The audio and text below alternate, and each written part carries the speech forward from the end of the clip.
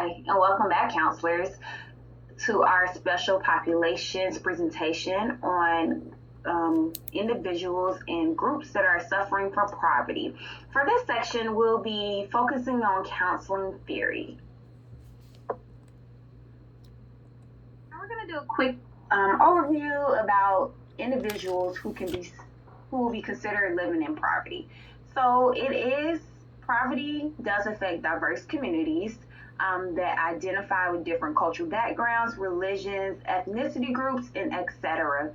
The annual income for someone living in poverty is $16,543 with children and $12,486 annually without children. For people that's living in poverty, we would consider these individuals to have limited access to essential services and resources such as education and healthcare, entry into mainstream opportunities and experience, and cultural inclusion and exclusion. All right, so we recently just introduced some accessibility issues that people in poverty can face on the previous slide, but it is also additional things that they can face, such as environmental injustices, classism, healthcare inequalities, negative attitudes and beliefs, cultural invisibilities and social exclusion of the poor, poverty and mental illness issues, and educational inequalities. Poverty is often related to emotional problems such as anxiety and depression. Individuals face a number of stressors, economic worries, and discrimination.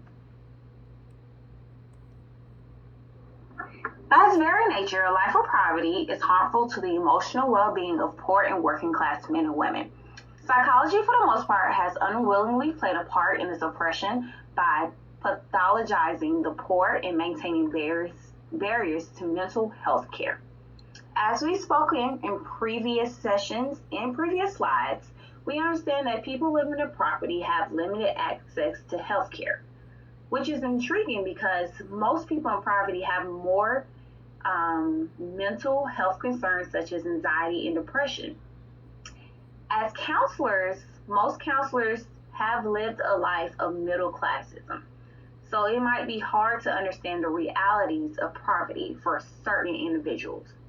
But as we work towards becoming more culturally competent, we also have to learn different theories outside of our regular realm of learned theories, where we can know and understand how to work with different population groups.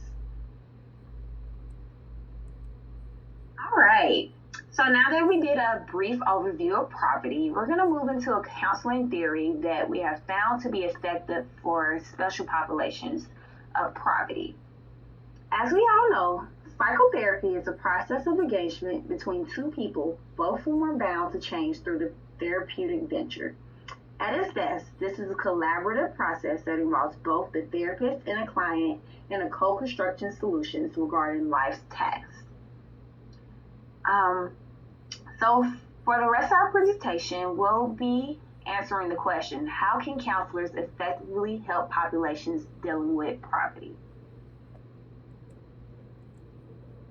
So for counseling theories, there's actually very limited research on a theory that relates to the poverty population.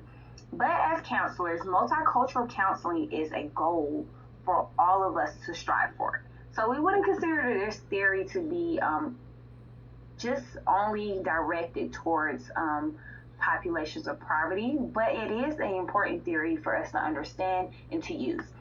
With multicultural counseling, we are all exemplifying that we understand that each person's unique diversities and challenges are a part of their overall health and well-being.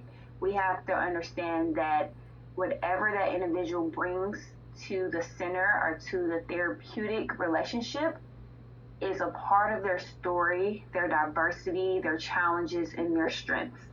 So along with the multicultural counseling theory, we have found evidence that a model called I-CARE model is very effective for populations within poverty. The iCare model addresses the importance of acknowledging and honoring the lived experiences and daily realities that clients who are subjected to economic injustice routinely experience. In striving to acknowledge and honor these fundamental factors when working with poor clients, it is important for counselors to assess the manner in which they themselves believe in American dream. So the iCare model actually encompasses a lot of the multicultural counseling theory techniques and applications, especially surrounding honoring and respecting the lived experience of each person within a diversity group or within a population.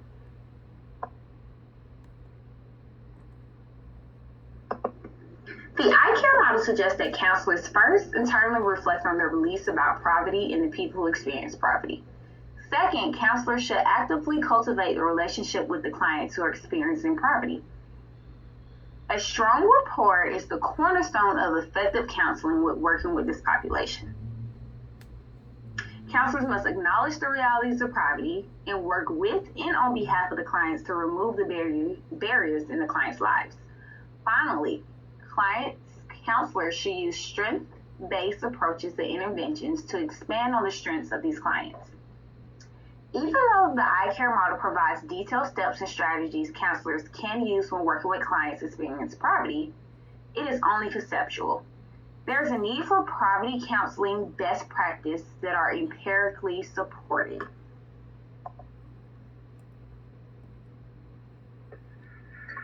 In the end, there is no particular theory for counseling clients dealing with poverty due to the complexities of their dynamic, but counselors should practice a state of multi-cultivation and consider self-awareness. The iCare model provides a way of considering how clients who live in poverty can be approaching counseling. The model provides a beginning framework for assisting both new and seasoned counselors in promoting a strength-based approach that can be used to support clients who live in poverty. As you continue on this journey with us through our special populations presentation, next we'll be showing you how counselors can provide workshops and resources for people in poverty and how to empower our people in poverty. Thank you.